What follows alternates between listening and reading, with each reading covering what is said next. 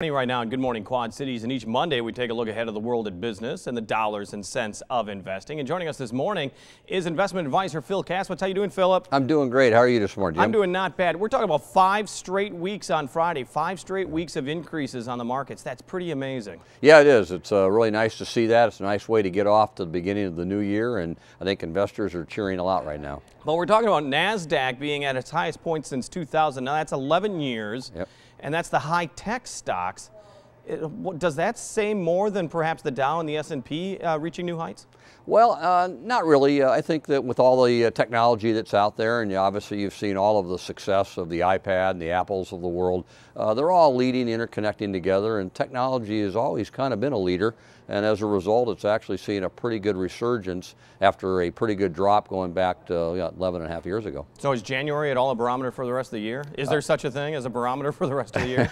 Well, yes, there is. In fact, there are some pretty good statistics out there that are very, very high in favor of a market doing well with a good January. However, we didn't have the European issue hanging over us in many of those time periods. So we'll have to see how this goes, but this is a very, very good sign for what could be a very good year.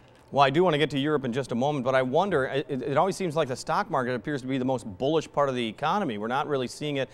The unemployment rate is dropping, of course. Right. Manufacturing is getting stronger, but it doesn't seem to be in sync with the Dow, the NASDAQ, and the S&P, which seems to be booming. Well, it's sometimes recoveries are actually anticipated by the market first.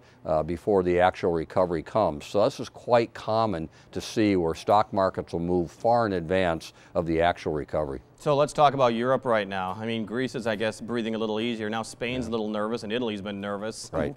Why isn't that trickling down to New York? Well, that has a lot to do with the fact that we are getting good economic numbers out of here. Last year, we were not. We didn't have a great manufacturing base starting to move up again. The unemployment numbers weren't dropping. The car sales weren't going up. All of that's starting to come together. So as a result, Europe is kind of being ignored for the moment and put on the back burner. Well, it seems like once again, it's the American consumer that's going to drive this market forward. Yeah, I think part of what went on last year was the concern that if that consumer were to back off, but they're not, and they're continuing to do pretty well. If this economic recovery keeps going, the consumer will spend more, and we may be able to offset anything that takes place over in Europe. Coming up this weekend at the QCCA Expo Center in Rock Island is the Home Builder Show. Housing is still a huge deal when it comes to this market because, I mean, let's take a look at what really sunk the economy back in 2007. It was the beginning of the housing bubble burst. There's no doubt about that. We talk about it all the time with you on unemployment, and then we talk about housing.